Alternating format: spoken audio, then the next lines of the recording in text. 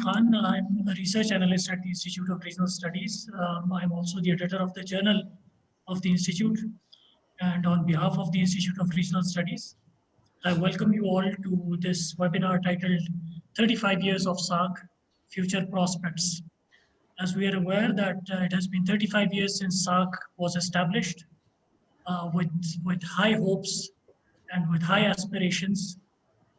But as we have seen that it has not been able to live up to its expectations, not only with regard to expanding trade between South Asian countries, but also with regard to other areas of cooperation that it aspired to generate cooperation on, such as agriculture and rural development, science and technology, telecommunications, and energy.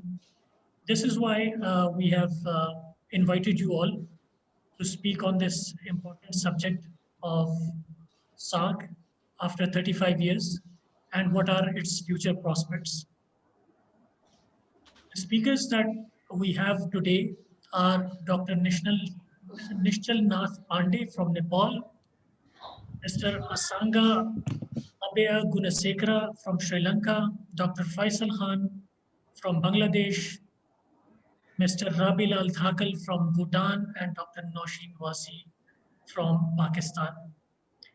Our first speaker for today is Dr. Nishchal Nath Pandey from Nepal, who is currently the director of the Kathmandu-based Center for South Asian Studies. Previously, he was the executive director of the Institute of Foreign Affairs, where he worked in different capacities for 8 years, that is from 1998 to 2006.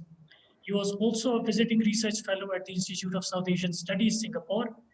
He was advisor to the National Planning Commission of Nepal from 1995 to 1997.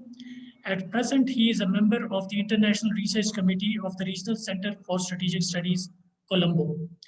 A well-known strategic analyst of Nepal, Dr. Pandey is the author of Nepal's Maoist Movement and Implications for India, for India, China, and India's northeastern region, Insurgency and Economic Development, and Linkages with Southeast Asia.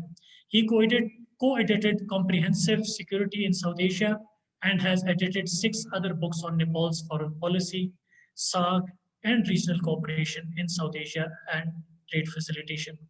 With that introduction, I hand over the mic to Dr. Nishchal Nath Pandey to give his remarks. Well, thank you, Mr. Khan, for this generous introduction. I'd like to thank the Institute of Regional Studies for this opportunity. I see a lot of friends here in this webinar. My greetings to you from Kathmandu. Nepal is the host of the SAARC Secretariat. Currently, we are the chair. So perhaps that is why I was given the singular honor of being the first speaker today. I will not take much time, but SAARC is the only vehicle for all the 8 countries of South Asia. I'll just give some bullet points for you to ponder. There have been certain experiments and adventures done to have alternates to SAARC, BIMSTEC and BBIN. I mean, SCO is also there. Numerous organizations where South Asian countries are members or observers. But then this is the only platform where all 8 countries are members, and in the immediate likelihood, there is not going to be any other organization as an alternate to SAARC. Number 2, I'd like to highlight that if SAARC is dead, then we must resurrect it, or we must form another organization similar to SAARC. Because if there is no alternative to this organization, we can say that it is in deathbed. We can say that it is in coma. Some people can say that it is not functioning. There can be all kinds of arguments, but there is no alternative to this organization. If it is dead, we have to form another one because there is no alternate to this organization. Thirdly, as people of South Asia, as taxpayers, we have an obligation, we have a duty, and we have a right to question where our money is going. It is an expensive project to upkeep its secretariat, its regional centers, directors, secretary general, all positions, officials who are working on SAARC. It is our obligation, our duty, and a right as citizens of South Asia, because it is our money in the time of pandemic that all this resources is going to this organization and it is not having any summit.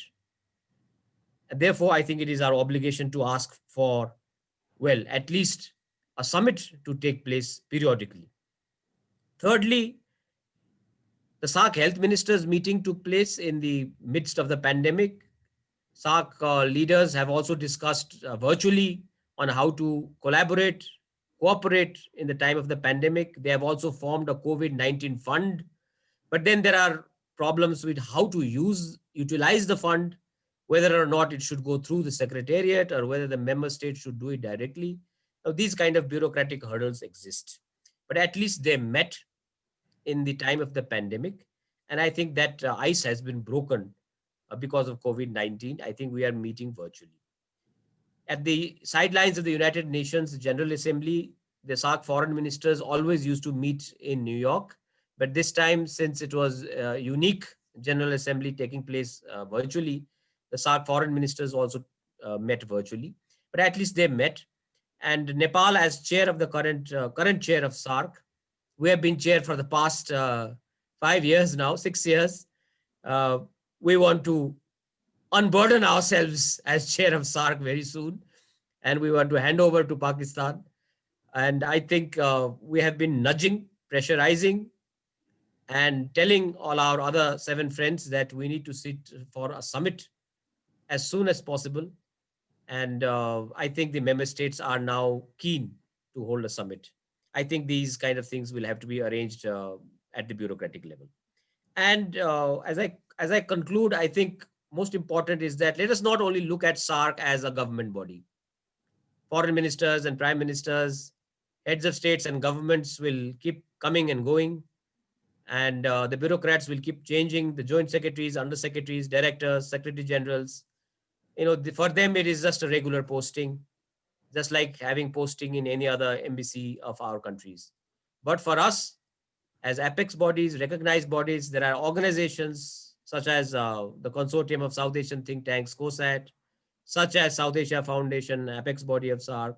We keep on giving scholarships, we keep on doing conferences, we have track 2 events. This also is building the spirit of South Asia. So let us not only give it to the governments to uphold the spirit of regional cooperation. We from the track 2 have also been doing our bit. Academic institutions, universities, defense universities, all these think tanks and NGOs, women networks. There are so many focal points on gender in South Asia that has been meeting regularly, despite of the fact that the summit has not taken place. The chambers of commerce. I think these are also important institutions within the realm of SAARC that need to be encouraged. The media organizations, and I think that need to be fostered and promoted in South Asia. And let us not only rely on our governments to come together for a summit. I think we have to do ourselves, the people, the young people of South Asia, to come together. Let me once again thank the organizers for this webinar. I'll be very happy to answer comments and questions later on after the presentations of my friends. Thank you, Mr. Khan. Thank you so much, Dr. Pandey. It was brief but very insightful. SAARC needs to be revived, not only because it is the only international organization that combines all the 8 countries of SAARC, but also because the SAARC member countries are putting in a lot of resources into the upkeep of SAARC Secretariat, and making it functional is in the best interest of all South Asian countries. And also, like as you said, it's not just the governments, but also the non-governmental entities such as the chambers of commerce and the media bodies in all SAARC countries need to meet more often and cooperate. I think that has provided some good foundation for the rest of the discussion in today's webinar. The next speaker we have today is Mr. Abhya Gunasekara, who is an academic and geopolitics and foreign policy analyst. He is a political columnist and author. He is a visiting professor for geopolitics and global leadership at Northern Kentucky University, and a visiting lecturer in international political economy for University of London in Sri Lanka, Royal Institute of Colombo, and teaches at International Security uh, at University of Colombo. Mr. Abhay Gunasekara has more than a decade of experience in government administration, serving as the head of several government institutions to positions at the board level.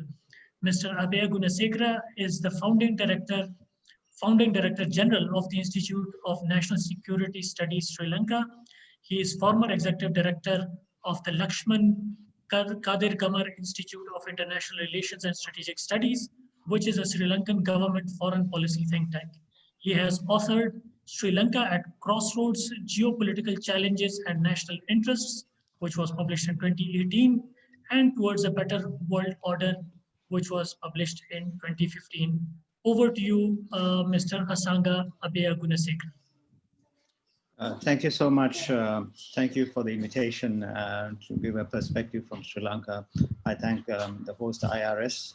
I think it's a timely discussion with some very interesting as well as very important perspectives from regional scholars. If I may, I have a presentation which I would like to share. Just give me a few minutes, I'll upload it.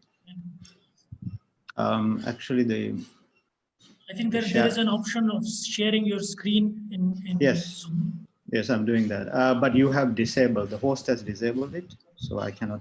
Now the host has enabled it now. You can try it again. All right, thank you. Okay, thanks.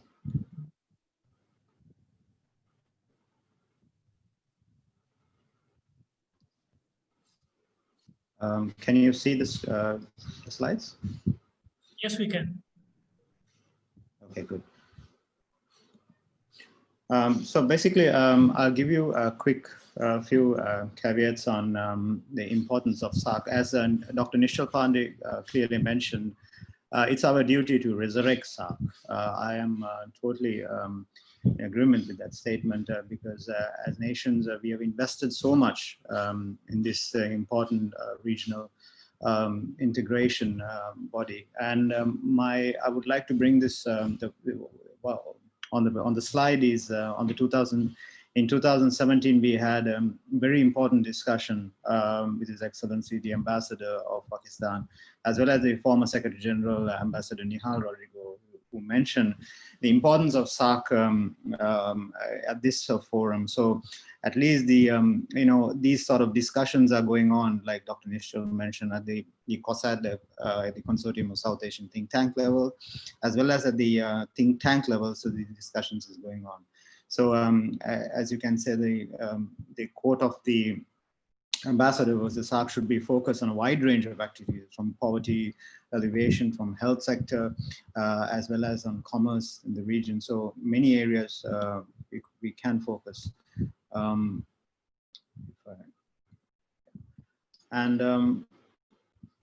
South Asia, if you look at it, the failure of SAARC, I mean, there's many papers been authored about it. And the South Asia has a checkered history, such as poverty, bad governance, corruption, illiteracy, terrorism.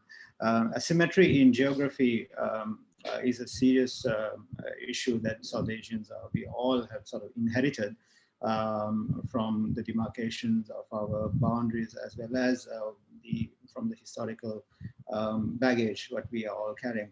The lack of trust among the nations is one of the serious issues which I want to highlight, and a lack of security cooperation, which stems basically to limit the regional integration, is also a concern. Bilateralism is also a concern. Resolving dispute, lack of having a dispute resolution mechanism is also a concern. So if you look at the sub-regional diplomacy, which is going on right now, even in Sri Lanka, Maldives, India, the recent the trilateral sort of the discussions and the success of it. While the trilaterals are going ahead, you could see that there's no discussion of regional integration. And as Rajeshwari Rajagopalan has clearly mentioned in her statement, so you could see that. And India has emerged, energized other regional groupings such as BIMSTEC, BBIN, the alternatives. So in this context, how I sort of see this dynamics is when you contextualize to the present environment that we live, a series of the complex interdependencies which we want to build with the rest of the region or with the rest of the world. There are asymmetrical interdependence that needs to be sort of clearly discussed and identified. The asymmetries which trigger from multiple threats, from terrorism, financial crisis to maybe present day pandemic. It is as if there was not much of investment done by policymakers in our respective countries to understand these asymmetries and the risk factors of globalization and the interdependence. Now, for complex interdependencies, we should develop the systemic risks that are in what we have inherited. You can manage, but they cannot be removed. Then the phenomenon, a more nationalist agenda, what you see in the region, an ultra-nationalist swing of political models that are sort of emerging, and even in the present context in Sri Lanka. The trust is a serious concern among nations in this environment, in the present environment of pandemic and post-pandemic. The low level of political trust among nations will narrow the space for multilateralism to flourish. If you look at trust among nations to enter and invest into a multilateral platform, an essential prerequisite. National leaders working on their nationalist agendas, confined to the boundaries, looking inward, will not facilitate the process of cross-border integration. In fighting the pandemic, public tend to reach out to the government. The information and the security, usually the trust within the government should be high. But unfortunately, there is a significant trust deficit among the nations. South Asia is, if you look at the ultranationalists or the political forces, which is sort of limiting the regional integration, is quite high. This particular aspect I have covered in a longer paper, which will be published by the Konrad Adenauer Stiftung and Panorama.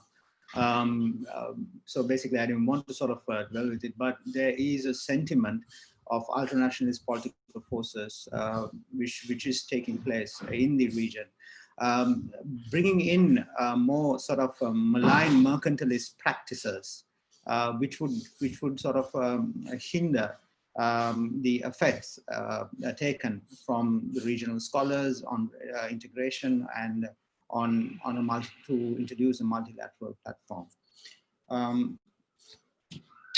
If you look at, like Dr. Nishal mentioned clearly, we were speaking about it at a COVID environment. So you see the SAARC, basically the fund for fighting COVID, where Sri Lanka was one of the second highest contributors in it. The dormant regional institution, which was from 2014. So you can see that there is some sort of activity that is going on. While the pandemic is an opportunity, I see it as an opportunity that we should sort of get together on distribution of the medicine or on the health hazards that are coming in. So there is a sort of a silver lining that we could get together. And in Sri Lanka, for the first time, we have a state minister appointed only on regional cooperation at the foreign ministry. So you will have, for the first time, a regional cooperation minister. Then you have, I mean, the clear trade deficits, which is a serious concern for many regional countries, such as Sri Lanka. Why the CEPA, which is the agreement between India and Sri Lanka, is sort of held back as well as not been looked at, is because of the ultra-nationalist forces inside the governmental coalition parties, saying that they favor basically the trade it is sort of more positive towards India than Sri Lanka. So you could see from this graph basically the trade deficit basically among the South Asian regions and India is sort of widening. So with this context, how would we sort of, if we can't get a simple SEPA agreement passed, how do we sort of talk about the regional integration, which is, I think, sort of a Herculean task right now. If you look at the interregional blocks that's been built, like the RCEP, with the China factor coming in, where India is not part again, are significant concerns. On the way forward, I have basically a few points to mention. The rising China factor is a concern for the region, is a concern for India, especially the regional power. So this particular aspect, you would have to look at it in a political dimension, where the CCP, Chinese Communist Party's involvement in the region, as well as the economic dimension. Building trust among political, institutional, and individual level should be a priority. India's policy choices today will have a greater bearing on its future global role, I think. Improving individual political models, basically from a semi-autocratic models from an malign mercantilist practice towards a more multilateral, engaging in multilateralism is important.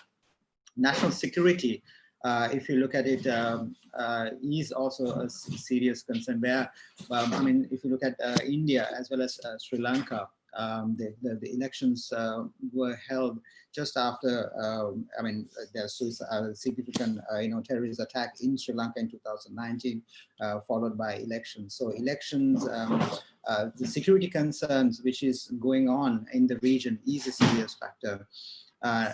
Right now, we have a trilateral from Maldives, Sri Lanka, and India, a success story where in NSA levels are talking about the regional terrorism. But then about a year ago, we didn't have that even in the agenda, basically at the secretarial level, where the India-Sri Lanka discussion.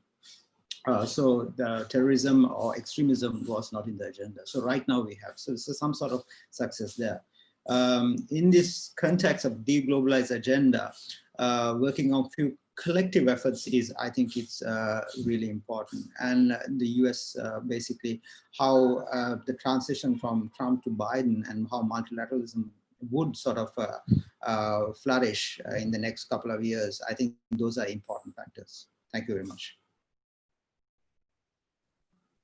Thank you so much. I think I really like the fact that you not only mentioned the trust deficit in South Asia, but also the asymmetries of various kinds, geographic, economic, and political. So I think that has given a fresh perspective into looking at cooperation in South Asia. Our next speaker is Faisal Khan from Dr. Faisal Khan from Bangladesh.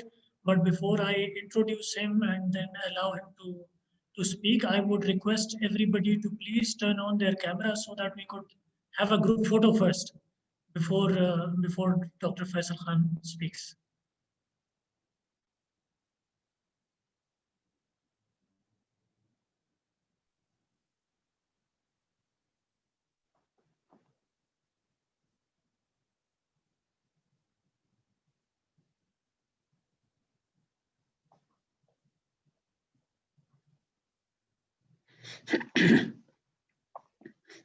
Okay, I think we are done with it. So Dr. Faisal Khan, our next speaker, holds a PhD degree in economics from the International Islamic University, Malaysia, IIUM. His PhD thesis focused on measuring sustainable development in the selected OIC countries based on Maqasid al-Sharia, objectives of Islamic law, and MA thesis focused on a critical review of economics of religion from an Islamic perspective. He was the first elected president of IIUM UNESCO Club. In addition, he was actively involved with the Center for Islamic Economics at the IIUM in organizing a series of seminars on the economics of Muslim countries as well as Muslim communities. He was also the president of the Economic Studies Center at the University of Dhaka. He has served as a consultant on Islamic social finance in Bangladesh's UNDP and UNCDF offices. His research interests revolve around economics of religion, Islamic economics, and social finance, sustainable development, maqasid al-Sharia based socio-economic development, economics of the Muslim world, and regional economic cooperation. With that, over to you, Dr. Faisal Khan. Assalamu alaikum and greetings from Bangladesh. Are you hearing me? Are you hearing me? Yes. Just okay. Thank you. Thank you, Mr. Khan, for your nice and very, introduction to me. I'm very grateful to you, and this is good noon to everyone from Bangladesh because the time is in Bangladesh right past already 12 p.m. 12.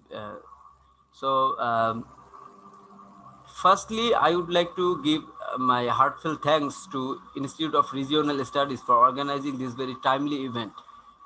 This event supposed to be organized from Bangladesh because when we talk about SAARC, then obviously the first name comes in our mind that is Bangladesh, who actually initiated the first summit and also this whole process.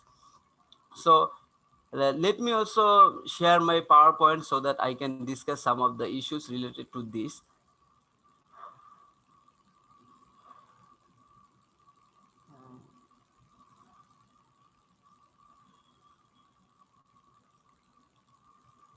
So can you now see my screen?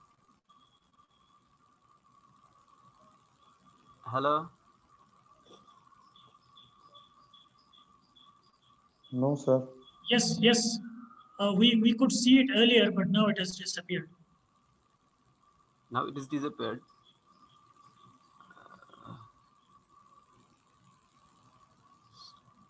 Like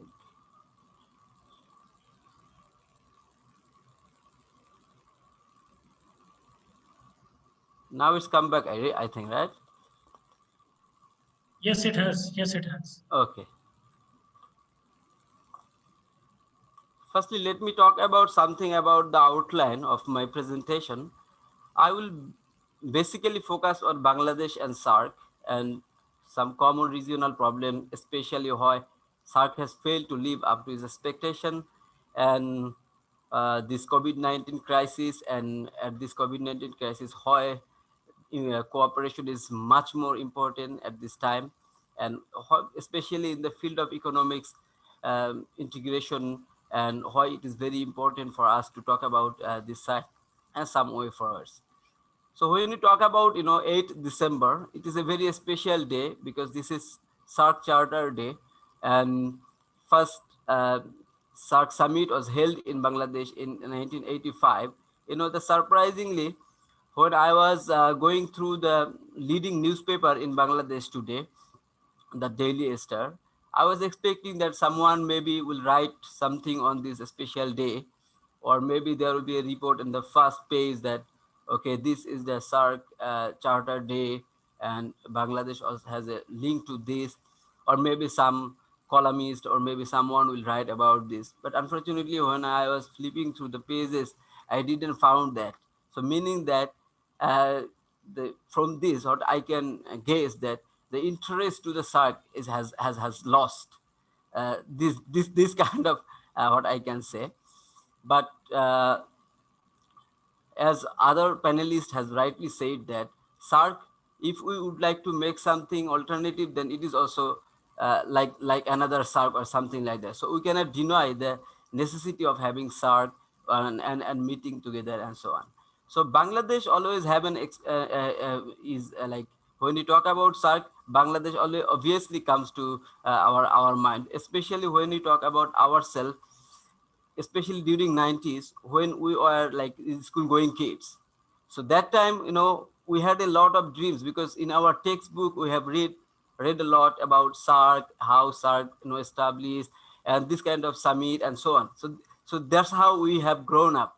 So we had this always dream about SAARC, that there would be like regional cooperation. We can easily move from, let's say, Bangladesh to Pakistan to India to Nepal, Bhutan. This kind of expectation we had, and especially when I later on going to Malaysia for studying my PhD program. At that time I have met a lot of friends who are from Pakistan, who are from India, and also from other South Asian nations like Sri Lanka and other parts of the world. And especially, I had a chance to meet with ASEAN friends, let's say, who are from um, Malaysia itself, and then Indonesia and other Southeast Asian countries. So from my living experience in Malaysia and how I see that how easily one Southeast Asian can go to another South Asian countries, and how they have Southeast Asian economic community and this kind of things. And so from this I have in my mind that this is my belief that this could be a great model for us, Southeast Asian economic model, or the integration model. They have a model already, but we are talking about now 35 years, but we could not set the model that others can say that this has been a model to be followed or something like that. So having said that, uh, I would say that this webinar have really asked very pertinent questions, two very important questions. Will the member state be able to make a shift from state security to human security in the contemporary time? And another is there any hope for revival of SAARC in near future? Basically, I will try to address these two questions in my following few minutes. Firstly, if we talk about state security versus human security, then state security is talking about just like concentrate on threats directed against the state, mainly in the form of military attacks, whereas human security draws attention to a wide scope of threats faced by individuals and communities. And the basic of human security are primarily ensured by meeting common aspirations that people cherish most. And these include food for the family, adequate shelter, good health, school for the children, protection from violence, and people's ability to live a life free of fear. So these kind of basic needs we are talking about when we talk about human security. And if you look at the South Asian nation compared to other nations, we are deeply concerned about, because this is one of the region in the globe where uh, you know where like population density is very high. Especially Pakistan, Bangladesh, and India are over populated countries, and one of the poorest regions on earth. So we have many problems regarding poverty, regarding inequality, then health problem, a lot of problem, illiteracy, and so on. So we should really more focus on this human side rather than focusing on this this state security side that is actually of no meaning at this context of 21st century. So now let's talk about, if we talk about this, the shift from state security to human security in South Asia. So I would talk about, like, is it a fantasy or is it real that going to that there is a chance to make it happen? So South Asian strategic thinkers have always sidelined and at any attempt to change the traditional contours of security discourse that would bring human aspects to the forefront. All these have oriented national security issues more to external parameters and ignored internal dynamics, and in the process, citizens in security has often been neglected, sacrificed by the state in the name of larger military security interests. So basically, from our early experience, we see that most of the cases, countries focused on these vague security issues, state security issues, and then they didn't do much in terms of talking about this human security. And last 5 years we didn't have this SAARC summit. This is on reflection that we are not much concerned about this human side of our this cooperation and so on. So now So with this scenario in the context, can we ask this, what would be the future of South Asia?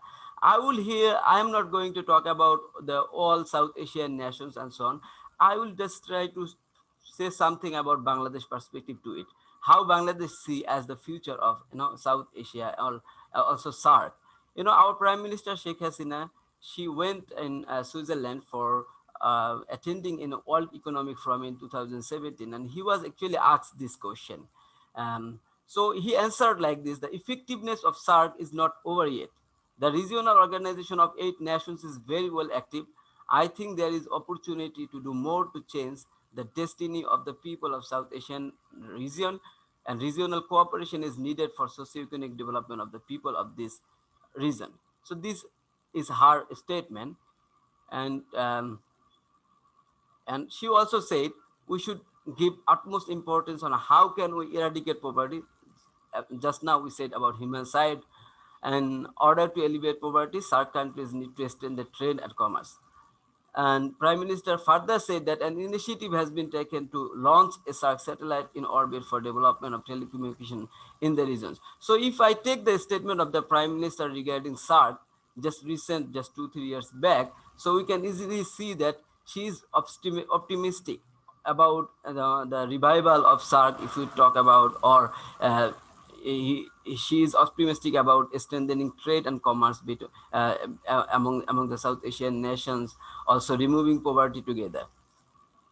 So now, if you talk about this COVID-19, so we all know that this COVID-19 has created one thing, that it keeps all the top leaders of SAARC, in a video conference on March 15, and at the meeting, Indian Prime Minister proposed to set up a SAARC COVID-19 emergency fund, and in that particular fund, India has $10 million, Pakistan 3 million, Bangladesh 1.5, Sri Lanka 0.5, Afghanistan 1 million, Nepal 0.8 million, Maldives 0.2 million, and Bhutan 0.1 million. They are going to contribute, but however, there is a disagreement, something on that, how the fund will be operated and so on.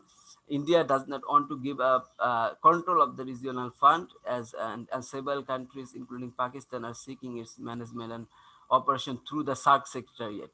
So in the meantime, SAARC member states have benefited from SAARC COVID-19 emergency fund. India has already assisted Afghanistan, Bangladesh, Bhutan, Maldives, Nepal, and Sri Lanka with services and equipment using this fund. So now I will try to show you what is the Bangladesh's position to this COVID-19 emergency funds, what I can gather from the statement of our foreign minister. So our foreign minister, A.K. Abdul Momen, in this regard, he said, there was no detailed discussion on how the operation would be conducted and how the fund would be used. I don't even know when it will start. So this is his statement. India has led. Pakistan made a proposal to operate under the supervision of SAARC.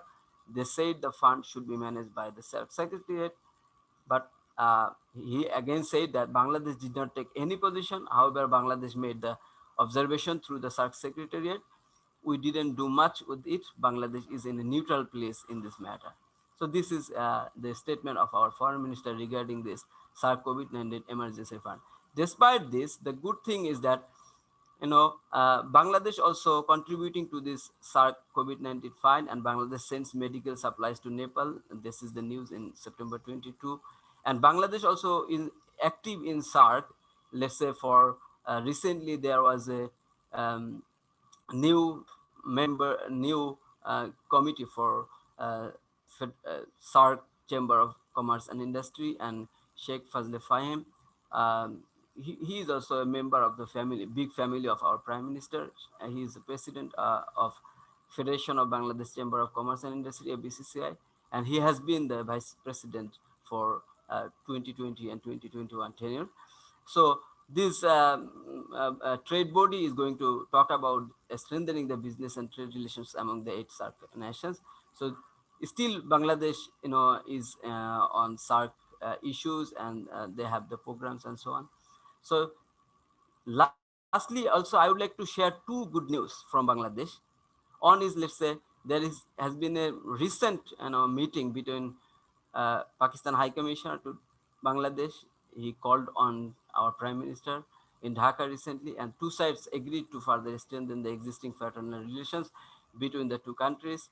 And also, Bangladesh signs preferential trade agreement with Bhutan. This is just 6th December to boost bilateral trade between the two countries. And the most importantly, that I would like to mention that the PTA with Bhutan is just the first bilateral preferential trade agreement for Bangladesh signed with any country since its independence in Bangladesh in 1971. So this also shows that Bangladesh also, trying to see strengthening the relationship with the neighboring countries, with SAARC countries, and this preferential trade agreement is just the beginning. With it's a good beginning with Bhutan. Maybe gradually Bangladesh will also have preferential trade agreement and this free trade area with other neighboring countries as well. So with this situation, so I would also like to share something about, there is a report in 2018 by World Bank. This report is, when we talk about South Asia, then always many people are trying to highlight the negative aspect. It's a failure, nothing to do, and so on. So it's like this report is seeing that from other perspectives of the spectrum, and the thing look is that it's a glass half full, the promise of regional trade in South Asia. So this report has been published by World Bank in 2018, and this report documents the gap between current and potential trade in South Asia. The report provides a roadmap, also a roadmap for expanding regional trade. From this report, it is appeared that the South trade in South Asia can triple its regional trade from 23 billion to 67 billion by reducing trade barriers. So, according to this report, and but report also highlighted this currently South Asian rate of inter-regional trade remains among the lowest in the world, accounting only 5% of the regional total trade. The comparable figure to East Asia and the Pacific is 50%. So if we talk about East Asia, so then we are very low. And in the report, when the report was launched, it identified four critical barriers to regional trade in South Asia. One is tariffs and para-tariffs, real and perceived non-tariffs barriers, connectivity cost, and a broader trust deficit we're talking about. So in the report launching ceremony, when key findings was presented by the World Bank lead economist Sanjay Kathuria, he said it was possible to envisage a South Asia where one could travel seamlessly and have breakfast in Kabul, lunch in Lahore, tea in Delhi, and dinner in Dhaka in a day. So you see so it is showing that how close we are in terms of geographic. We don't have much, differences, culturally and so on and so forth. But and this is, possible if we can really go through our we can increase our trade among our countries, forgetting our other issues like distrust and other things. But the interestingly, last day I was talking about I was talking with one of my Pakistani friend. He's talking about from Bangladesh to go to Pakistan, there is no direct flight.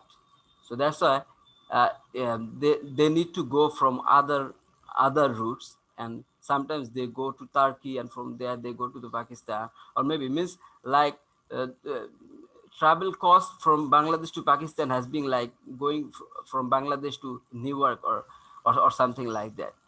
So it should not have been the case if we could really increase our trade and our economic relations between these countries. So in conclusion, what I would like to say, I'm an optimistic person, and I would like to say when we think about development and growth, we basically focus on getting our fiscal policy right, monetary policy right, or taxation system right. And indeed, these are extremely important, but a society's development also depends on social norms and mindsets of the people. So, and course, there are cross-country studies as conducted by Kaushik Basu, who was former chief economist, World Bank. So, from their cross-country studies, it is found that nations in which there is a lot of trust among people do well economically. because trust promotes trade and trade fosters trust, independency, interdependency, and constituencies of for peace. So what we can say, despite having a bad history, we can still get positive outcomes if our countries take incremental yet concrete steps to tap the potential of deeper integration in the SAARC region. So as economists, our primary function is to encourage an informed debate so that policymakers have solid foundation on which to build their actions for the revival of SAARC in near future. And my last point, quoting from Ahsan Mansoor, a local economist from Bangladesh, it says that if the countries in Europe, after passing through so many wars and so many destruction and loss of life, can create a borderless single economy for the benefit of the current and future generations, why can't we achieve the same in South Asia in phases and over time? Thank you for giving me my time and sharing my points with you. Thank you so much, Dr. Khan. The glass of trade and economic cooperation in South Asia is half full, but would the South Asian countries or the member countries of SAARC be able to shift from state security to human security is a big question mark. With that, I would now invite our next speaker, Mr. Rabilal Dhakal from Bhutan, who is a lecturer. He has completed his master's degree in South Asian Studies from Pondicherry University, India, and a bachelor's degree in Economics and Environmental Sciences from Shirupse College, Kanglong, Bhutan. I hope I have pronounced right. During his post-graduation, he successfully completed his research thesis on monarchy and democracy in Bhutan, a comparative study. He also worked in Rinchen Higher Secondary School as a history teacher before joining RTC. His interest includes study of contemporary international relations, traveling, sports, and music. With that introduction, you're welcome to give your remarks, Mr. Khan. Okay, thank you. Thank you very much. Can you hear me? Yes, we can. Okay, good afternoon, everyone. I'll be very straight and then short, I guess. I have not prepared a PPT for this. I'll go through some of the bullet points I have in here. Like to follow the whatever is been asked, and then I'd like to go through firstly the SAARC, how it has transformed over a period of 35 years now. My understanding of SAARC and then the way SAARC has evolved so far has been mixed, in the sense that when SAARC initially started, there were a lot of enthusiasm, particularly amongst the leaders and also people of the region about what SAARC could possibly do to change not only the political dynamics of South Asia, but also about regional integration in terms of trade in transit. Although the enthusiasm was big, it particularly when it started, and also in the early 90s, when everyone saw SAARC as something helpful, useful, that everyone could be a part of, and did not see any kind of hindrance in how their political mileage could be taken forward. However, the 1998 issue of the Kargil standoff and India's nuclear test has actually made its neighbors, particularly Pakistan, quite suspicious of what it does, and also vice versa for India. And then this has, I felt this has a direct implication on how SAARC was functioning, and also the reason why SAARC is not as effective as it ought to be, or as we desire to have it, is not on the track now, is largely because of the suspicion, particularly the two countries have it amongst each other, and other countries who would also like to join the same propaganda of mistrust and the suspicion about whatever it is. on the political front as well as on the human front. And this is why I feel that SAARC, although was there as a very vibrant organization, and now that people feel that even if SAARC is to revive, then would it just be a body that involves members from the states to just talk? Will it be a talking body or will it be a working body? So I think to change this, I think a paradigm shift is required in how the SAARC has functioned so far, and then how it ought to function hereafter. Why I see the second one is why SAARC is not so popular as we would want it to be is largely because of how the SAARC charter is designed. And until and unless we do something about the SAARC charter, there's less likelihood of people cooperating because the SAARC charter is very clear that the members cannot discuss any issues that are contentious. And now that the globalization has made us so close, so interconnected, that there cannot be any issues that cannot be contentious.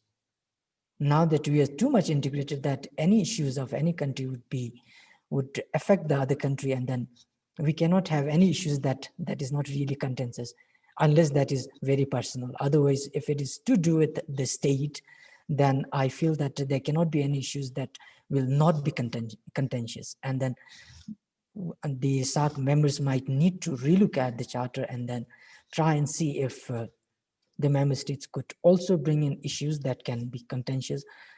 Then the whole idea of the cooperation is to mitigate issues or solve issues. And then if we are to say that the contentious issues cannot be discussed, then we cannot actually live by the fact that we are members of SAARC, because whole idea of SAARC is to foster good communication and solve issues in case we have any.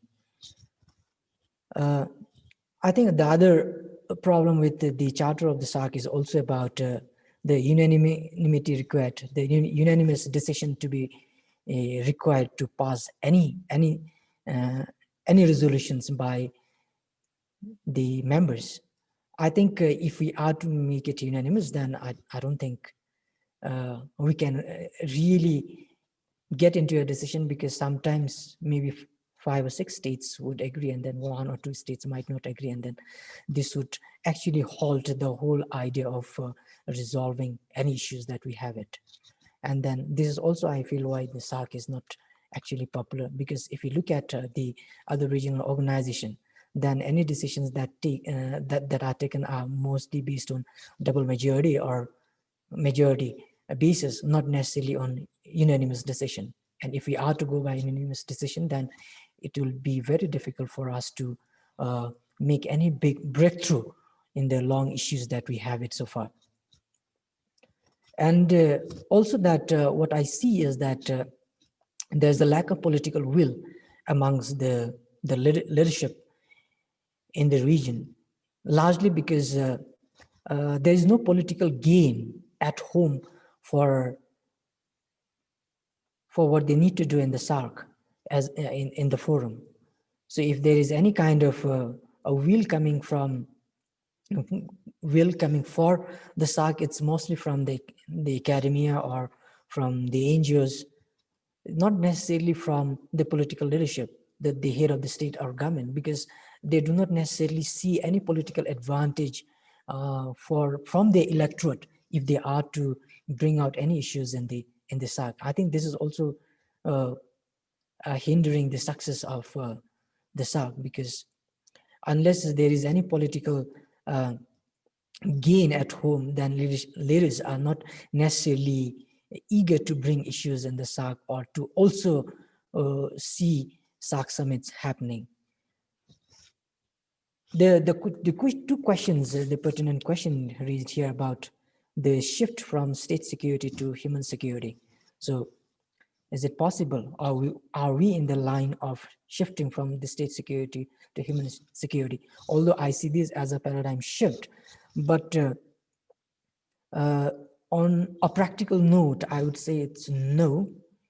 although what it ought to be is different, or what we desire is different, but the reality is different. We are yet not being able to shift from the state security to human security. So human security is not given as much importance as the state security. And then since this state security has more political mileage, then it's always state security that would take the front seat. I think the problem that we see with SAARC, particularly I looking at from the very small geographical location, is that there are more political and security interference in the region by the big players. I need not say who are interfering, but it's very clear that there has been a lot of political and security interference, particularly amongst those states who are not able to stand on their own, or those states who are not militarily capable to avert any kind of interference. And Bhutan is one classic victim of the interference, although on the media or on the any kind of global platform, it has not been clearly mentioned about how political interference and security interference has taken place in Bhutan. But the fact remains that it remains is that Bhutan has seen a lot of interference from outside. And with this same interference, I also see that the whole South Asia region has also some kind of the interference now that I see it through Quad, QUAD, that's Quadrilateral Security Dialogue between United States, Japan, India, and Australia.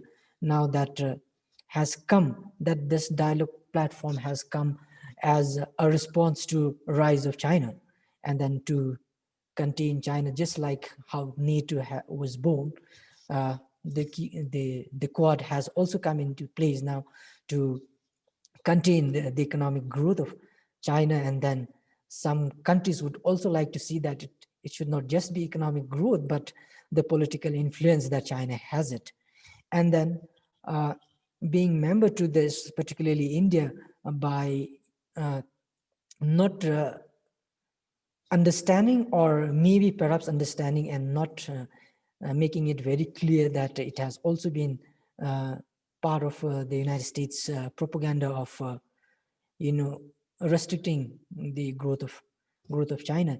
And in doing so, some of the countries in South Asia, or the countries in SAARC, has also been dragged into this propaganda of the big powers here. And then if we are to buy this propaganda and then be part of it, then that is going to restrict the growth of SAARC, and then also the cooperation that we might want to see from SAARC.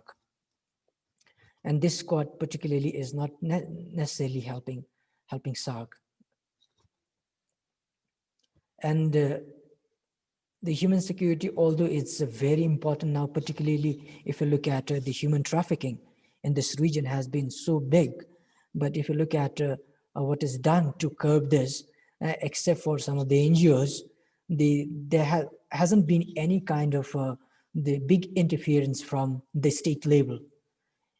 And then if this human security issue is not being looked at or mitigated, then I think this is going to bring a lot of the security issues later on by those people who are involved in trafficking, and then what might they do it later. And then this is really going to be a big challenge, particularly in this region, because at the moment what I feel is that more needs to be done from the state level, not necessarily giving this to some of the NGOs who are actually working on it, credits to them, but more needs to be done here than just looking at the state security. And at the moment, if we look at the last 5-6 years, then there's too much of focus on the border disputes that we have it.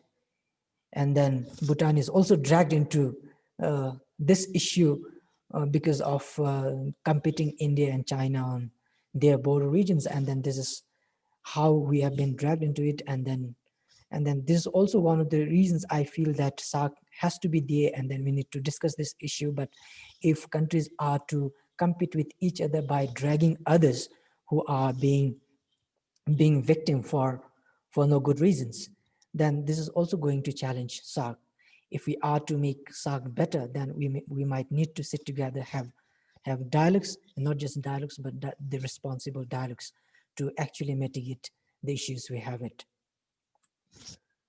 On the last part about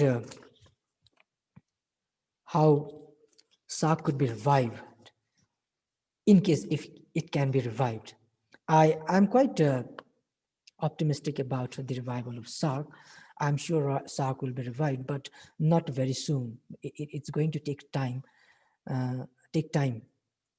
And some organization and some political scientists particularly see some of the bilateral agreements that some of the countries in the region have it not very fruitful for SAARC.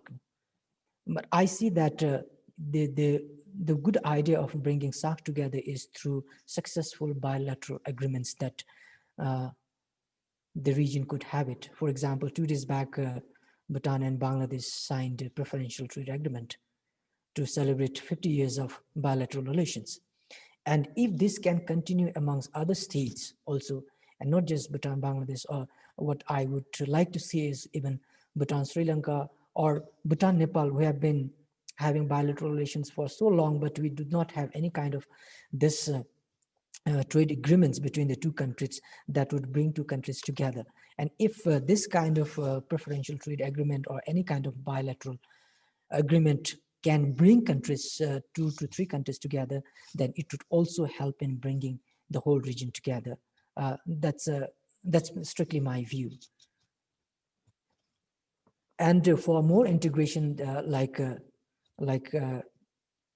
Professor from Bangladesh, Professor Faisal said that we need to have more connectivity with the states, is because many in the region do not have direct flights with our members. And then if we can have direct flights, then that would also bring countries together, and also, bring in the hassle of going to different places for getting permit and to get the visas also.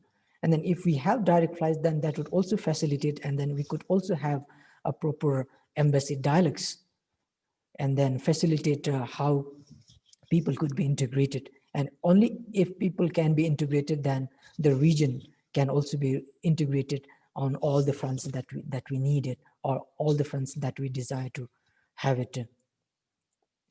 The next thing that I see is that the cooperation and alliances that we have it now should be better.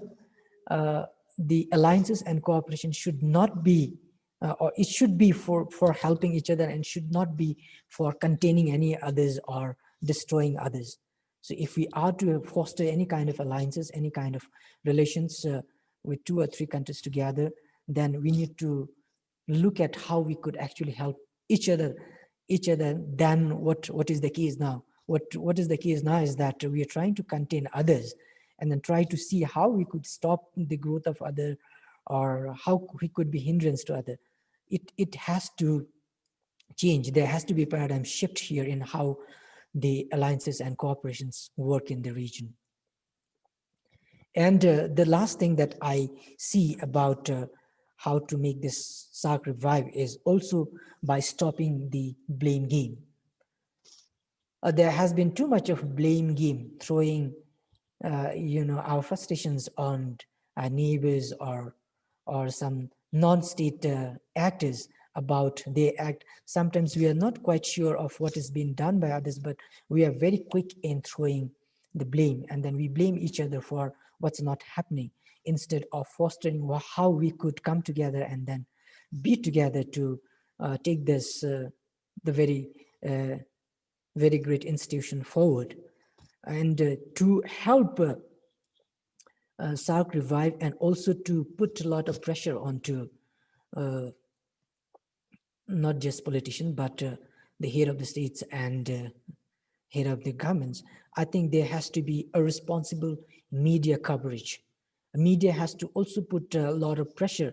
What I see now is that the the media has not been very responsible because media because of the lack of trust in media, because the media for sheer TRP try to bring in those news that would only sell their organization and not necessarily bring in the news that is genuinely authentic, genuinely true. uh, I have observed in the last 3 years that the medias who actually have reported on issues of particularly the document standoff that we have been a victim to now has not been very responsible because the facts are just here and there, and then I think the authenticity of what is being reported can be questioned anytime, in fact, all the time. And then what the media needs to do in the region is to put some kind of a pressure, particularly onto the heads of the governments and states to somehow, bring in SAARC, or to at least have some kind of a summit. And when we have this kind of a dialogue and some dialogues in this summits, then perhaps we could actually address the issues that we are confronted with now. And that's what I see in the positive note of the revival of SAARC. Thank you very much. Thank you so much, Mr. Dhakal.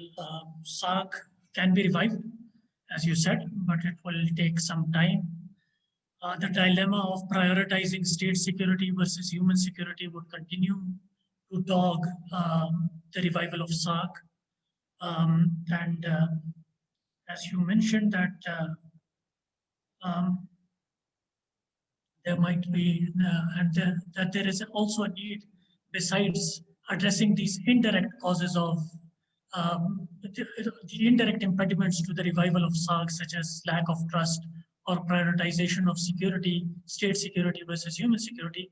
Perhaps there is also a need for reform in SAARC itself, and maybe reform of the charter as well. With that, I would now introduce the last speaker of today's webinar, that is Dr. Nausheen Wasi, who is an assistant professor at the Department of International Relations, University of Karachi.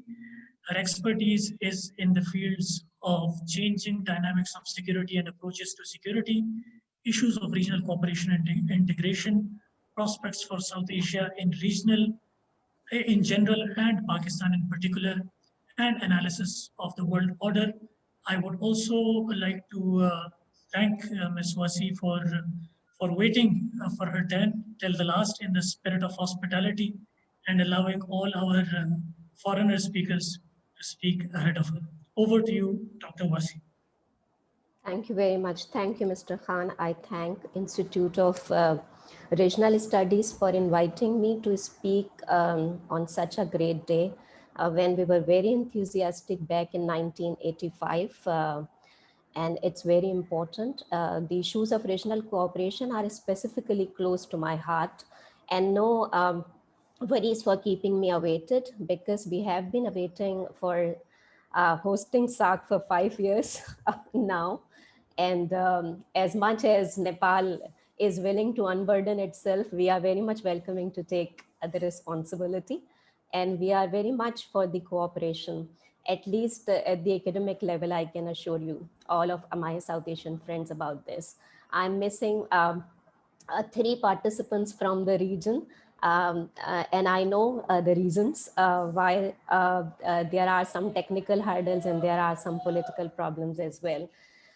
You see, I will stick to certain observations like Mr. Rabilal did, like Nishal did, while there are 2 or 3 observations that I would like to share with you people as a background of my presentation. Given the fact that reasons for the failure of SAARC and suggestions how we can revive SAARC, to me appears to be an over-researched area. So you see, every time when I now speak on SAARC, when I speak on regional cooperation in South Asia, I feel myself repeating over and over again. There is a huge qualitative and quantitative gap as far as SAARC progress is concerned. On meeting level, though there have not been summit meetings as frequent as they were scheduled. Initially, we were set to meet every year. That is what SAARC Charter said. But in 18th SAARC Summit, we revived it to have it by on once in 2 years basis. But you see, we need to meet frequently at different levels. And you see, if we take the ratio of SAARC meetings taking place during the year, roughly we are meeting once a day at least on average. So you see, we are meeting, we are signing agreements, we are signing conventions, but then that is not bringing any qualitative change in the region. And that is my concern. You see, we began with 2 to 3% intra-regional trade. We stick to 5% intra-regional trade, which is very negligible. We can survive. Every state can survive on its own. So this is something that goes against the spirit of regional cooperation. And regional cooperation today is as much needed as it used to be during the 80s.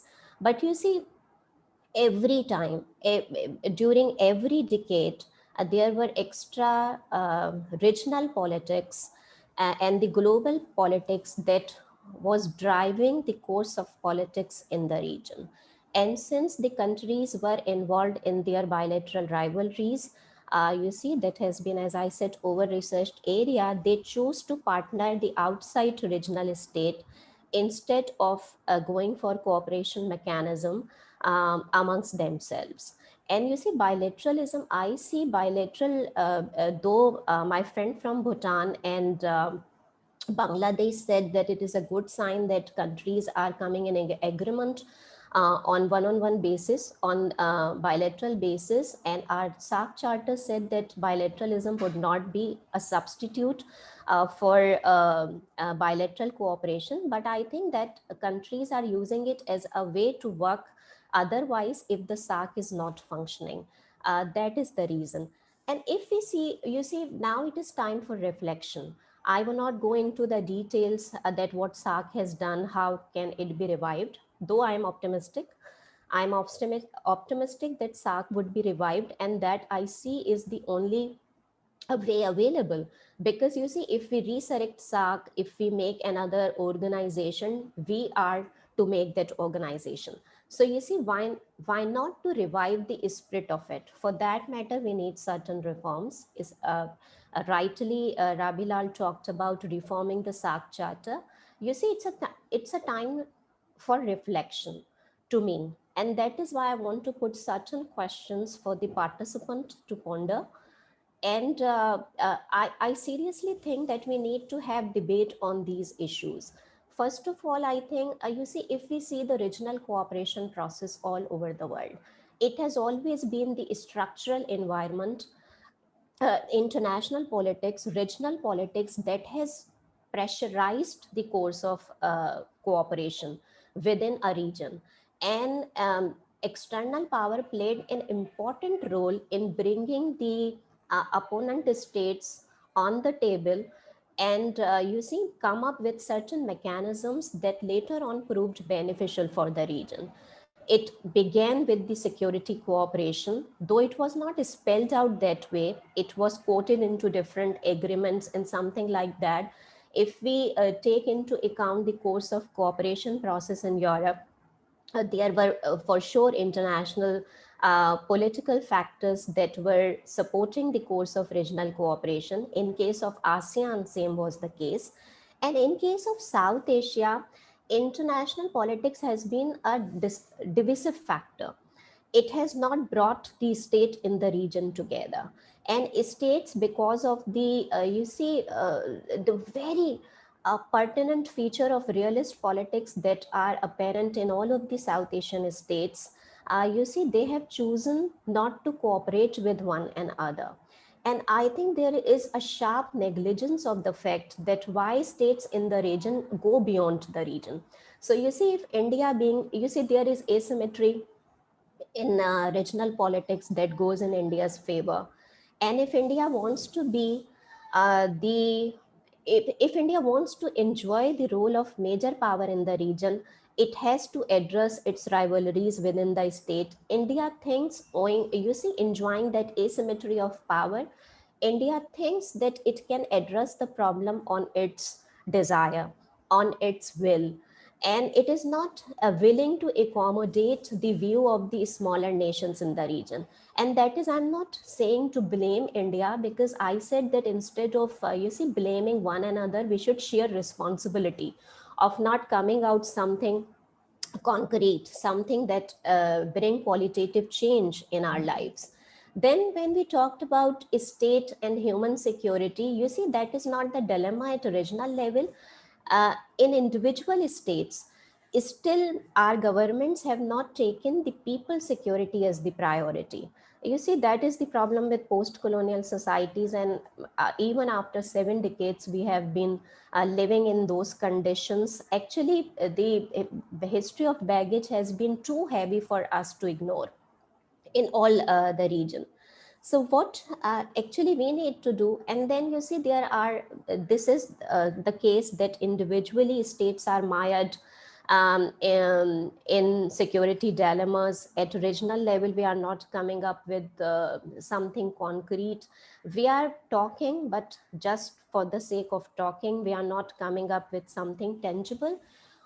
What we need to do, actually, we need to seriously think our limitations, not the ways how can we move ahead. I think we need to seriously discuss our limitation at the Council of Ministers level, at a standing committees level, at technical committees level, and then come up with a small less contentious areas whereby cooperation is to take place among the South Asian state, and we have to make the laws on them binding. Right now, problem with you see South Asia SAARC charter is that we do not have any binding mechanism on the member state. It was kept flexible because member states at back in 80s didn't want to come up with some binding authority over them for understandable features. Okay, but there are certain issues that are not that, that do not belong to high politics, but as Rabi talks about the human trafficking. So we seriously knowing our limitations, discussing our limitation, we specify one area for cooperation. For we begin with the small steps, and that is small steps might be that we specify one area for a certain period of time. We agree on some mechanisms that how will we deal with that issue, with that problem in the region, and then there should be a binding authority on the member state. There should be punitive measures if states fail to abide by the agreements. If states fail to abide by the rules and regulations, that consultative body agree. Unanimity in the SAARC is plus point. Saying to me, it's a plus point, considering the huge asymmetry that is present in the region. Each vote is important. Each vote carries the same weight for the as big state as India and as a small state as Bhutan or Maldives. So this unanimity helps come up with certain mechanisms. But what I think, we need to specify one area at a time and make binding laws on them, and then go about.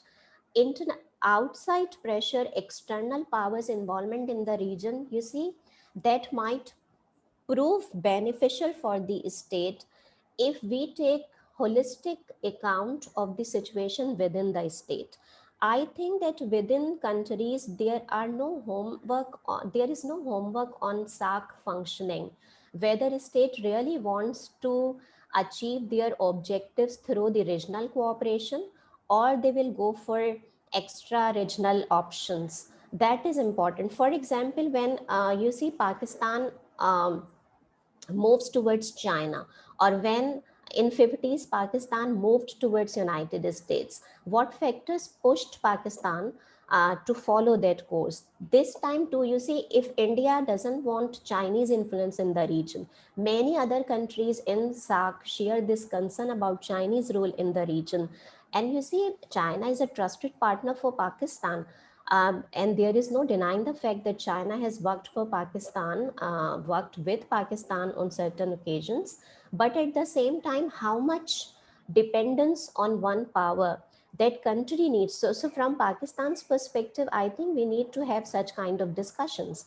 In the same way, if India doesn't want extra regional influences, then it needs to address the problems with the smaller countries in the region in a genuine way, in a genuine fashion. It needs to give concession. You see, in international politics, it's the major power that compromises. In the security situation, as you see, people from my friend from Bangladesh, Faisal, talked about that. You see, despite discussing the contentious issues, how could we have peace in the region? So you see, okay, I do understand there are limitations, but there should be debate on those limitations, and that is how we can make SAARC better. Then there are, you see, at present, South Asia's political landscape is marked with conflicts. Tensions are high. Perhaps never in history it has been as high as it is at the moment, given the changes in the periphery of South Asia, given the changes that are being stipulated in the international, at the international level, at the big powers level. So you see, power is shifting from one center to another center, and we are at the periphery of that change. You see, change is taking place in our immediate regions. So you see, South Asia's leadership should come up with some statesmanship, with some great choices. And this meetings, whatever meetings we have been having at SAARC level, that should discuss those limitations without number one doing the blame game. So that is at the state level. I think we should share responsibility. At a scholars level, you see, what problematic phenomenon I see at the moment, there is self-imposed restrictions on the scholarly debates in the region. You see, I've been talking to my friends, informal discussions are there. When we talk to our friends in India, in Afghanistan, in Nepal, you see, the state level distrust doesn't allow scholars to come up with discussion of options without being without you see, there is always a fear that if we say this thing, this would be translated in this or that, and there would be subsequent developments. I think that is not the case. So initially there were some restrictions, as you see, there were visa restrictions. There is no direct flights among South Asian states.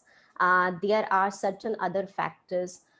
So you see, and plus this self-imposed restrictions on the scholarly debates, so that should not be there. There should be frank discussions to come up with some better options, that I feel. Then in Pakistan, at least what I see, the interest, there is no lost interest as far as regional cooperation mechanisms are concerned. In Pakistani media yesterday too, there were articles on SAARC. In today's paper too, I find some references on the SAARC's performance and progress. Then this very esteemed institute in our state is hosting this webinar. At least I've been the student of South Asia politics and history for almost 2 decades now. And at our university, I get the students, you see, sing SAARC anthem, and you see, come up with some kind of similarity, do the mock exercises. At least you see, they have interest in SAARC. I think this SAARC university at least should have its chapters. We reduce the number of South Asian centers, but at least this South Asia university should have its campuses in all the South Asian states. And this is another area, might be another area where we could have come up with some binding policies. So to me, you see, I would not take, I think I've taken longer, but you see, I think it's a time for reflection. 35 years down the road with the 17 years deficit in terms of summit conferences and all that, and with less qualitative change, it is time for reflection. We should be having fair record of our limitations instead of discussing what has been the failure and how could we revive. I think we need to take the stock of our limitations, and within those limitations, we should have come up with some practical approaches. Thank you. Thank you so much, Dr. Wasi. I'm glad that we had you as the last speaker, but because you pretty much summed up the discussion. SAARC countries need to share responsibilities, need to do some soul searching, not only the governments, but also the scholars who were afraid of speaking up their minds, giving up ideas, giving out ideas. As I have mentioned in the chat box, that there is a raise hand option in the participants tab in the bottom right corner. If anybody wants to make a comment or ask a question, they can use that raise hand button. But before everybody else gathers their thoughts and readies up for asking questions or making comments, I have a few observations or some questions for all the panelists. My first question is for Dr. Faisal Khan. You mentioned in your presentation that this dichotomy or the dilemma between state security and human security, I found it quite interesting that you presented it as reality versus fantasy. But if we look at it from Pakistan's perspective, many in Pakistan would believe that state security is not as unreal as a fantasy, because many in Pakistan believe that India is holding on to a territory that should have ideally been a part of Pakistan, and it is actually committing gross human rights violations there. And with the ultra-nationalist government in India, Pakistan feels an existential threat to its state security. So maybe that's the reason state security should come first. So that is my question to you, sir. And then to Mr. Rabi Lal Dhakal, I have two questions for him. So you mentioned in your presentation that the time is such now that no issue can remain uncontentious. I would want you to please elaborate on that. Why all issues are contentious now, and why you think so? And in your presentation, you also at one point you mentioned human security as important, but at another point in your presentation, you also talked about political interference in Bhutan because it is militarily weak. So don't you think that state security in that context trumps human security when you're facing threats from external forces? And Dr. Nishal Pandey, if he is here, I don't see him on the screen, but if he's here, so as Mr. Rabi Lal Dhakal mentioned, the reform of the SAARC charter, I would like to have your views on that. How much is their appetite among the South Asian governments? And maybe Dr. Wasi can also comment on that. I also have a question for uh, for uh, Mr. Gunasekara, Dr. Gunasekara. You mentioned the asymmetries in South Asia, especially between India and the rest of South Asia. So don't you think that if there would be asymmetries, if these asymmetries, economic and geographic, would remain, these other issues of trust deficit between India and Pakistan, even if they go away, there would be little cooperation in SAARC as long as India would be the dominant player. Thank you. Doctor, before I actually invite all of you to respond to my questions, President IRS would want to extend a vote of thanks to all the panelists and participants. Over to President IRS for now.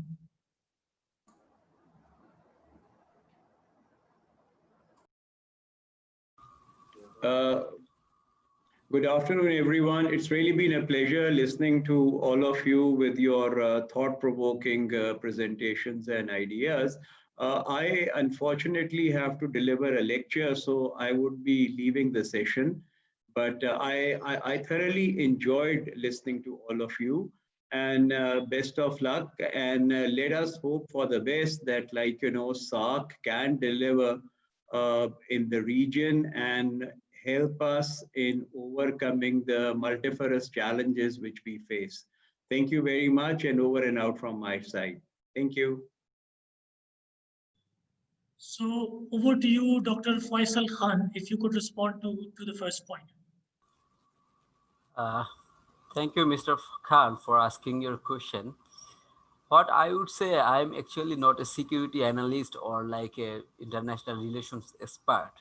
I am an economist in general and development economics in particular. So my topic of discussion all the time surrounded by like poverty, inequality, like concern this kind of socio-economic issue, how we can uplift further, and we can manage our food security, we can manage leaving no one behind, how can we be like more we can like go together to develop nations or something like that. Everyone has like vision, right? Let's say Bangladesh has a vision right now that Bangladesh would like to be middle income country by 2021, would like to be a developed country by 2041, like this kind of things, right? So everyone has like this kind of vision.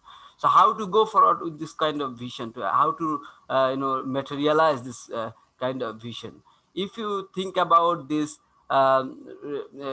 regional, there will be no regional cooperation if we are not having trade, if we are not collaborating each other in terms of reducing poverty, reducing inequality or others issues, then it is not possible even to materialize this singular countries goal. It's not very easy to achieve this. Also, we all are have agreement with sustainable development goals, right, that we would like to achieve by 2030.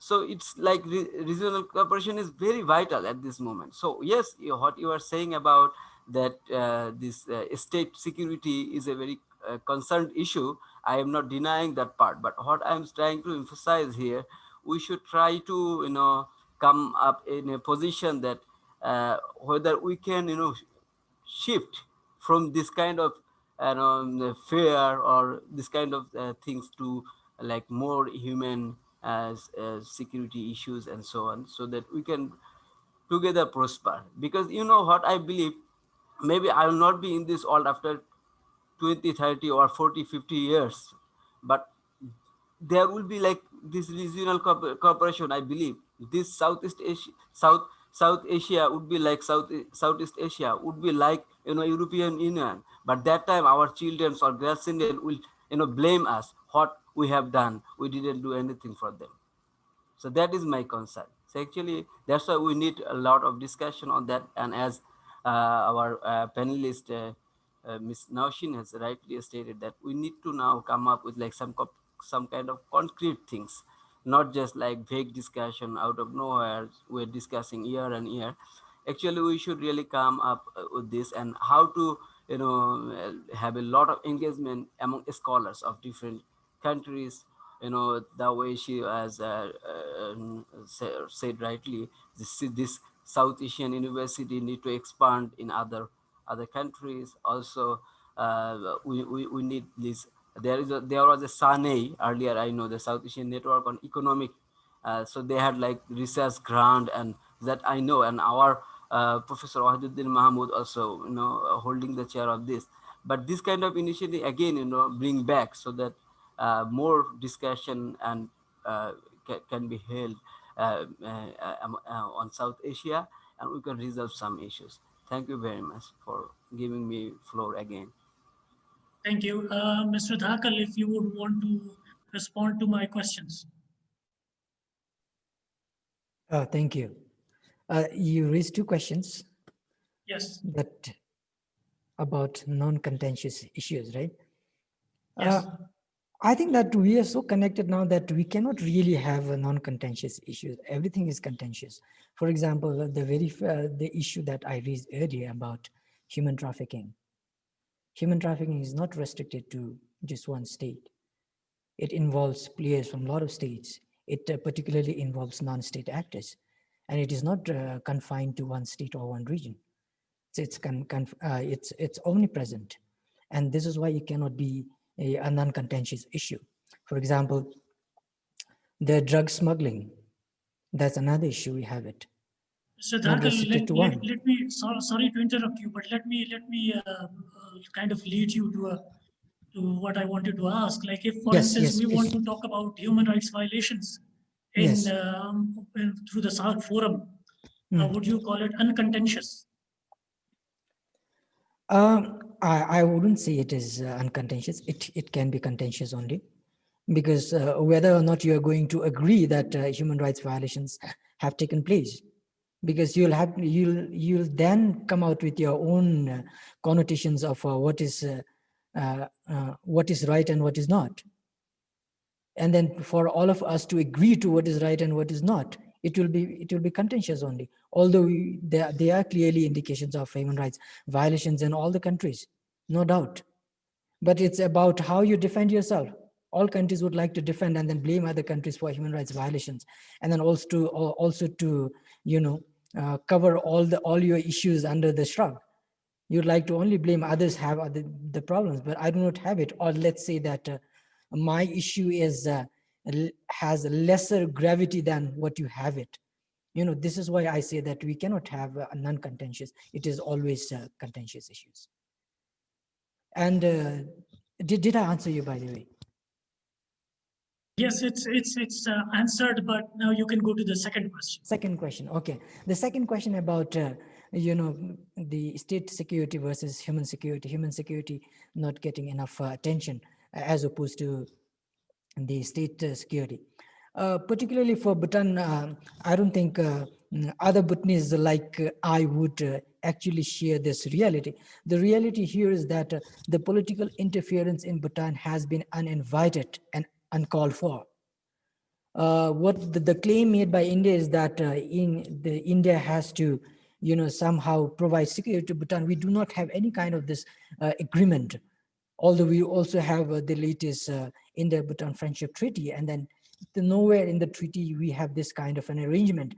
But just to, live by their security threats, particularly that they see on the Chicken Neck or the Siliguri corridor, and then their denial to say that it is for their own security concerns that they would like to help Bhutan. But whatever interference that we have seen from both China and India on our territory is uncalled for, and then it is uninvited. And then although we have a lot of other human issues that we should be dealing with, but the fact that we are into this problem is not because we invited for it. It is because we could not do anything about it, and then the two muscle powers are flexing their muscles on our territory. That's it. Otherwise, we do have the human security concerns that we would like to deal with. Yeah. Did I answer you? Or thank you. Mr. Abhay Gunasekara, would you want to respond to my comment about the asymmetries, economic asymmetries, and they would remain whether India and Pakistan build trust or they are able to overcome their differences. So don't you think it would continue to remain an obstacle to cooperation in SAARC, notwithstanding anything else? No, definitely. I think let me first, appreciate the comments that was given by all the other panelists on various areas, especially Dr. Nausheen. She mentioned on qualitative results to get qualitative results out of this, and also the realist perspective that is coming into our countries, so sort of destabilizing many sort of political, I would say, will to invest in regionalism. So that is lacking due to this significant realist politics that has been played by each individual countries. On the asymmetries, what I mentioned was understanding the asymmetries, the asymmetrical relationships we have, and investing on the asymmetrical relationships is important. What we have not done is we have not invested to understand the asymmetries between our what we have inherited geographically, as well as what we have inherited from the British era. What we have, so what we need to do is to invest on understand the asymmetries we have. If you don't do that, we tend to bring in extra regional powers into our regional political dimensions. China, for example, is a close example, which is India has been significantly threatened because of its assertiveness by many of its, you can see on the publications that has been released. So if you don't sort of invest, what I mentioned was that on the asymmetries that we have, we tend to sort of draw extra regional powers into our political bloc, looking for solutions. But here is a platform we have invested from 1985, which we already have, like Dr. Nishchal Pandey mentioned, that we can easily work on if we put aside our differences and build trust on smaller scales, on like Dr. Rashid now mentioned, on smaller scale sort of bilaterals or working towards, for example, Sri Lanka, and I mean it's work towards the region. You can see a very a friendly sort of an approach to all the South Asian regions, regional countries on trade, as well as on its travel, on tourism, on arrival on visas. So we had many small victories like that. And here is a sort of the to understand the symmetries and investing on it would sort of lead us to a better direction to bring back, revive SAARC. Putting aside the political, sort of, there's no political will, unfortunately, for the last 4 or 5 years. It's very sad to see this. While the ASEAN and many other countries, our regional blocs are doing really extremely well in terms of trade. So here's an opportunity we have. Thank you. Thank you so much. Dr. Pandey, would you like to respond to my question about SAARC reform and whether there is any appetite among SAARC member countries for that? Well, SAARC restructuring has always been an agenda whose time has come, and everybody has been talking about it. I remember a conference done by University of Karachi on SAARC restructuring a long time ago, where I had presented a paper. But then the problem again is about consensus, because in order to amend the charter, you need consensus of all the 8 member states, and that will be very difficult to arrive at. But it is not that when there is a political will that the member states have not breached the SAARC charter. For instance, the inclusion of Afghanistan as the 8th member, whereas it is nowhere mentioned in the charter that you can have a new member. There is no provision to bring in observer to the SAARC, but we brought observers. We have brought the 8th member without amending the charter. So wherever it has been, conducive for the member states, they have very easily amended the charter and brought in new provisions.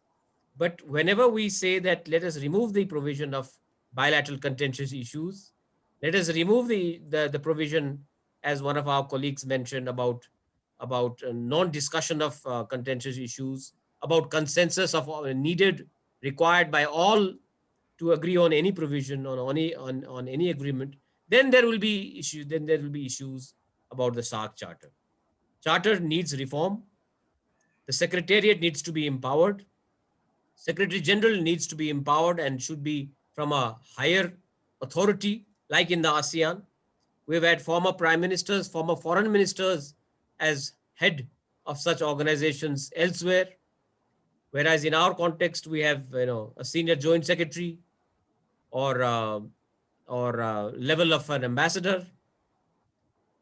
They have some secretary generals have gone back and have become foreign secretaries, which means that they were joint secretaries as secretary general. So therefore, in that level, they cannot enjoy personal rapport with heads of governments or heads of states. They cannot call a direct telephone call to prime minister. So I think we need to, of course, amend the charter, but then there needs to be agreement between all member states. Thank you.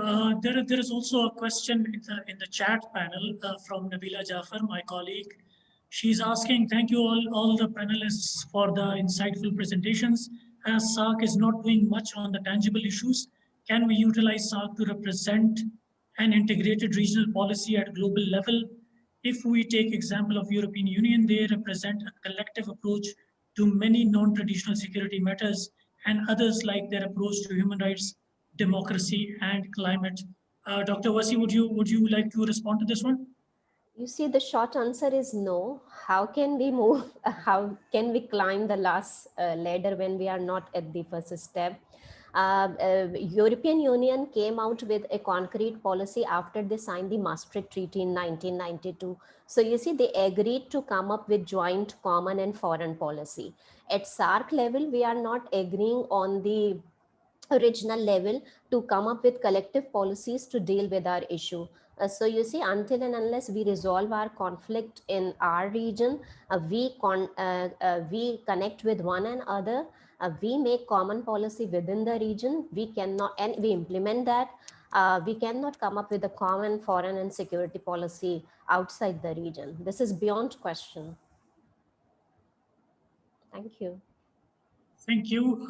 Since I saw a comment from Dr. Salma Malik in the chat panel, and I can see her here.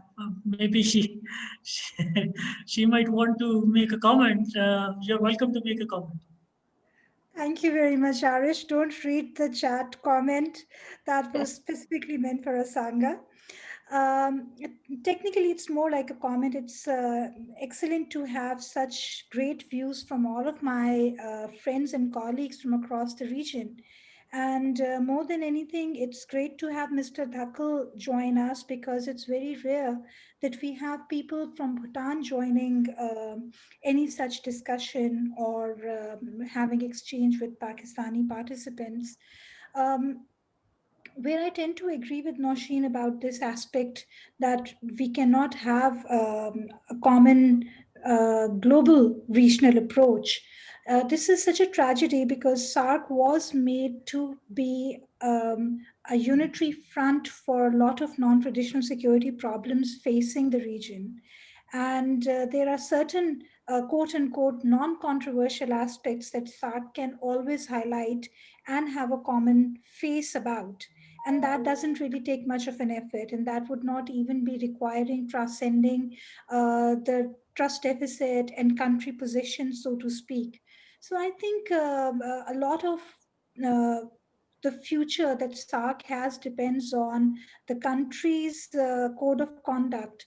To Dr. Faisal's perspective about the communication and transport linkages, anytime that we come together on the COSAT platform, and Dr. Nishchil can vouch for that, the biggest dilemma, other than our actually physical meeting, which is a day and a half long, ends up being how to connect people to a common space within SARC. It's easier to meet outside with a direct flight in UAE, Turkey, Germany, any other place, but within SARC it has become difficult. And this was not the case. Let's take it 10 years back, and the economies of respective countries. Pakistan had a direct link to Bangladesh. Pakistan had a direct link to Nepal. Bhutan we didn't. India, Maldives, all of the regional capitals were connected with each other, which is not the case now. So I think these are some very glaring realities and questions that need to be addressed parallel to making SARC a success, if we really want to do that. And the question primarily is if. There's a lot of goodwill amongst each and every capital. And I'm glad that the way this webinar was formed, that we had Faisal and Asanga joining us from Bangladesh and Sri Lanka, two countries which worked very hard to make SAARC what it was in the initial format, and then everyone pitching in, joining the process. But can it really serve the purpose now? Again, going back to Nishchal's point, and name the devil any name, there has to be a regional forum. But this one particular aspect, because we don't have a representative from New Delhi, of Delhi trying to go for one formula of having a regional body, would unfortunately not serve the purpose. So one has to be very, very prudent about how we really want to make a singular regional body a success. Thank you so much. Thank you. If any of the panelists would want to respond to the comment, you're welcome to do that. No, we agree. Please go ahead, Dr. Wasi. No, I was just saying that we agree to what Salma said, because earlier you was asking if there was an appetite to have to get the SAARC revived. Basically, this time India is not willing to accommodate Pakistan. And in fact, this Modi's second election campaign, SAARC was dropped from the manifesto. And instead they talked about BIMSTEC. And yesterday too, I was surfing through the Indian media, and there was an article that it's a high time that we go for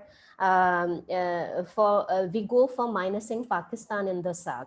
And I was wondering that how this can be done, how this SAARC community would allow India to drop Pakistan from the community. So you see, this kind of sentiment is there. So definitely what Salma said needs to be discussed and understood.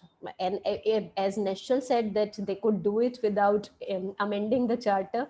So I don't know what would be then the future of SAARC and the regional cooperation in the region. Thank you. Thank you. We have a couple of questions in the chat panel. First is from Imran Sardar, my colleague at IRS. My question is to Asanga. You mentioned rising China in the way forward slide. I would like to know whether China is a problem or a prospect in the way forward. And then there is another question from another of my colleagues, Amna. Is this ASEAN or BIMSTEC that has brought a major shift in Indian perspective of SAARC? She hasn't written who is it addressed to. But first, the question from Imran. Over to you, Dr. Gunasekharan. I think what I tried to explain was the rise of China is a concern for many nations, including India. So China's rise has become a question even in the Colombo discussions, where we have been sort of discussed as a debt-trapped nation. And you would have to look at rise of China into this equation on regional cooperation, because the geopolitics plays a very high note right now, and it affects the regionalism. And what I try to sort of bring down the rise of China is to understand what China's doing in the region. For example, the economic diplomacy carried out is quite different to the political level diplomacy carried. So the economic diplomacy is on the infrastructure, that's clear on what the CPEC as well as in Hambantota, various other places. That has to be separately understood. From the political level, what the CCP or the Chinese Communist Party is working on with the political parties. Now that I have a separate set of looking at it in a different dimension, because what we have is rich democratic societies in here, like in Sri Lanka. It's invested in rich democratic values. Whether we want to sort of, we have some of the policymakers who are praising the new model of China, which is the Chinese way of doing things. But then whether we would want to move into a semi-autocratic level, because I think China is also experimenting still. I think it's still at an infant level there in the political level, because if you look at the Leninist political party structure and how reforms are going on there. So I think we should be careful in the political dimension, but we should be open for the economic dimension. Amna's question, would any of the panelists want to respond to it?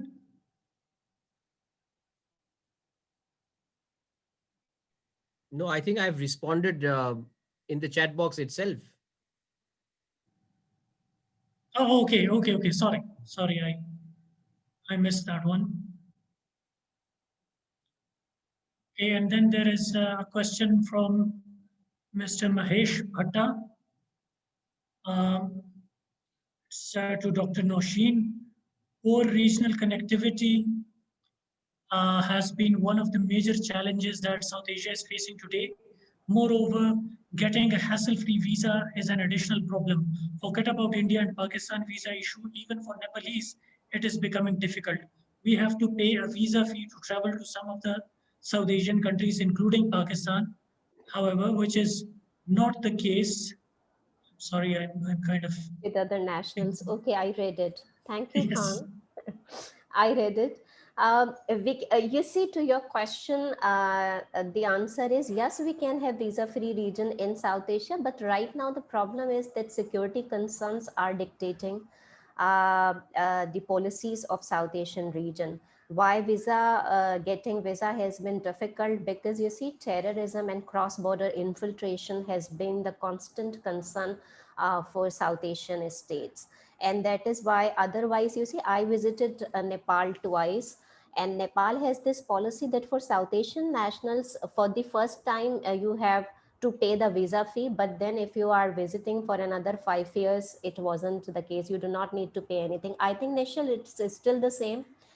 And with India, it's a very minimal visa. When I have visited India 4 or 5 times, and Indian visa was only 15 rupees.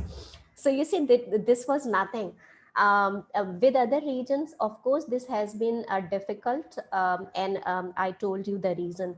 So you see, if we come up with a planning, if we do something to address this trust deficit between the states, and if there is will, then definitely we can come up the policies. And there has been in fact there have been times, as Salma talked, when this you see, whole traveling was very easy. I enjoyed traveling to India during a very friendly period of relations, or at least the relaxation of tension in the relations between the two countries. So it is up to the will. Basically, there is a lost interest uh, on part of the leadership in the South Asian politics, at least the politics of regional cooperation, when I'd say so. So time is not ripe for that, but hopefully it will be soon. Okay, thank you. There is another question from Prince Muhammad Ali Beg. The major player due to the geography is India among all members of SAARC. India's regional and global politics, for its interest based on realism, has always become the problem. Dr. Faisal Khan mentioned in his presentation regarding making and gaining the trust through trade. I would like to ask him, how is it possible when the only state who is in connectivity zone is not cooperating due to its realist interests? Over to you, Dr. Khan. Uh, Let me first thank Prince Muhammad Ali Beg, Mr. For asking this question. Actually, I have full agreement with him, what he has said in this. Especially if you talk about this South Asian region in compared to other regions, you will find this size imbalance. There is no in other regional cooperation body. You will find that there is one country which is so big in terms of like geographical size, or you can say population size, or even you can talk about the GDP. So in terms of all these three indicators, India is too big without bringing India into the table. If we have any discussion on South Asia, it's not fruitful, and that is really understandable, because as let's say here we are discussing talking about South Asian SAARC issues, but we have no representation from India here. So meaning that more than half of the South Asian regions, is missing from this discussion. So that's how I understand. But what I tell you, we should be optimistic, as Dr. Noshin has said. What I would like to again say that trade maybe it could be the secondary issue, but gaining trust is very important. What I would like to say that people in the South Asian regions are very interested to meet, go here and there, discuss, would like to know each other. But maybe due to some like vested interest of the politicians and so on, they are not allowing that, what I am saying. Because I have met outside all my South Asian friends. They are very interested to know about Bangladesh, know about my family and so on. So I am also interested on them. So, but due to this reason, so if we can at least make this kind of issue easily, let's say if we focus on tourism first, then if people can easily go one country to another South Asian country and meet, so it could generate a lot of trust through this meeting, going here and there. So then, this could lead to potential trade, and this also could lead to the development and so on. So this has to be done. Otherwise, as we said, that we cannot expect much from SAARC. So thank you very much. Thank you, Dr. Shaheen's question in the chat panel has been addressed by two of the panelists. But Dr. Shaheen, she has been our former senior colleague. Now she has moved on to the National Defense University. Dr. Shaheen, if you would want to make any other comment, or would you would like to contribute any remarks? Yeah, thank you so much, Arish, and it's really wonderful, say, discussion which is going on, especially the reflection part, because we have been engaged such conversation, and there was a period when there was a lot of conversation around restructuring of the SAARC, which hasn't happened actually. So I share this, I endorse the Dr. Nasheen's view, and all of us are really trying to really figure out, is there any possible way out? What I gather from all these, say, this while my research and the conversation is, isn't it that in our region, because of the developing country and not really that developed, say, societies and all that, though civil society here is really now emerging fast, isn't it the top-down approach which is still working, and there's hardly much that we can do, because we have a consensus here that how to really, I mean, in terms of identifying limitation and then trying to really move towards a shared vision. But how it can happen when there is no bottom-up approach, say, being recognized in a meaningful way, and it is still the top-down. So how to really say, try to say, create a, I don't know how it can happen, how leadership can be sensitized to have a shared vision. And these are the ground reality. I mean, whether they are political reality, whether they are economic realities or human security dimension, very well articulated in today's conversation as well. It is there, but it is not happening. I remember Prime Minister Vajpayee said once that our common enemies is hunger and population. Okay, but there are shared challenges. So how to sensitize the leadership? What will make them to really recognize uh, the challenges of this region, that it is only through working together that we can move forward. So I don't think unless they move, this region can move, and it has been happening, and we are just hoping against hopes that it may move. So that's how. But wonderful, I think, conversation, I can say, and especially recognizing there is a SAARC, and we need to really remember SAARC and be optimistic about its future. Thank you, Arish, very much, and all the best. Thank you so much, Dr. Shaheen. I think with this, I would want to conclude this very informative, fascinating session. I personally learned a lot, and as Dr. Pandey said, that whenever there is a political will among SAARC member countries, they make the unthinkable happen, even if it is not even provided in the in the SAARC Charter, they make it happen. And when we talk about a bottom-up approach to influence the top-down decision making, I think Mr. Dhakal made a comment about the media's involvement, and Dr. Wasi also mentioned the role that could be played by the academics by not censoring themselves and speaking their minds out loud, and start to influence the decision makers to rise up to the expectations and to rise above their I would call the inertia of thinking, and to be able to make tough decisions for the nearly 2 billion people of South Asia. And I think that is the need of the time. Thank you so much, everybody, for your time and very insightful comments.